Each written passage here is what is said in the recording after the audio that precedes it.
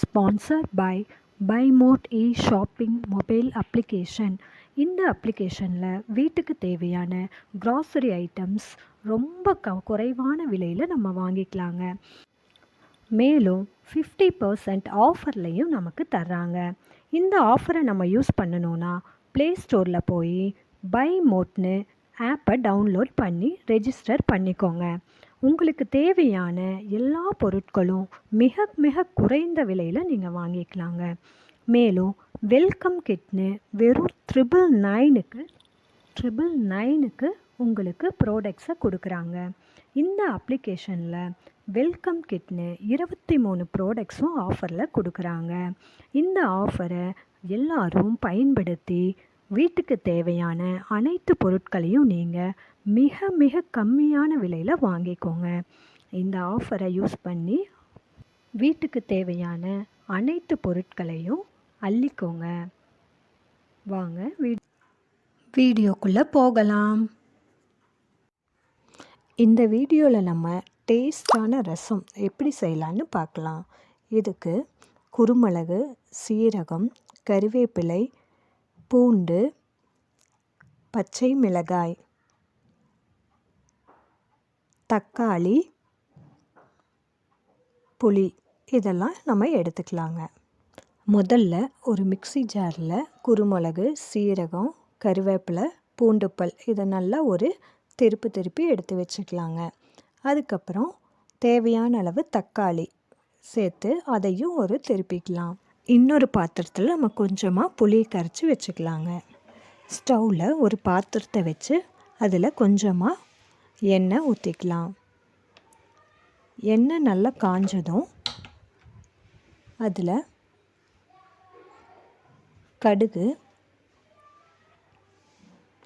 போட்டு நல்லா பொரிய விட்டுருங்க.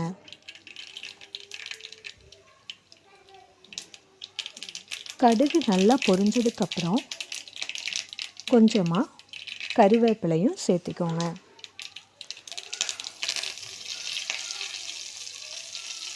அதுக்கப்புறம் நம்ம அரைச்சி வச்சுருந்த அந்த குருமிளகு, சீரகம், விழுதை அதில் சேர்த்து அந்த எண்ணெயிலேயே நல்லா வதக்கிக்கோங்க. அந்த பச்சை வாசனை போகிற வரை அந்த எண்ணெயில் நல்லா வதக்கிக்கோங்க. வதக்கின பிறகு நம்ம கரைச்சி வச்சிருக்கிற புளி, தக்காளி கரைசலையும் அதிலேயே சேர்த்திடுங்க.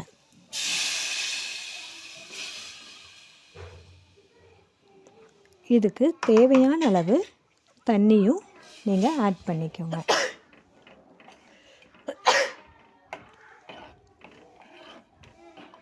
தேவையான அளவு அதில் உப்பையும் சேர்த்திக்கோங்க.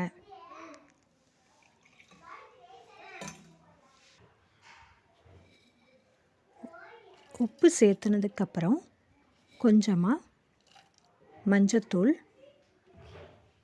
சேர்த்தி நல்லா ஒரு கரண்டியில் கிளறிடுங்க.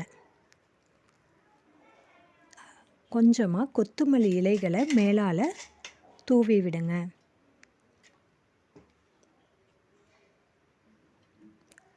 தூவின பிறகு பெருங்காயத்தூள் கொஞ்சமாக போடுங்க. அவ்வளோதாங்க, சுவையான சிம்பிளான ரசம் நமக்கு தயாராகிடுச்சுங்க. இது நல்லா ஒரு கொதி வந்ததும் நீங்கள் ஸ்டவ்வை ஆஃப் பண்ணிடுங்க. அவ்வளோதாங்க, சுவையான ரசம் தயார்.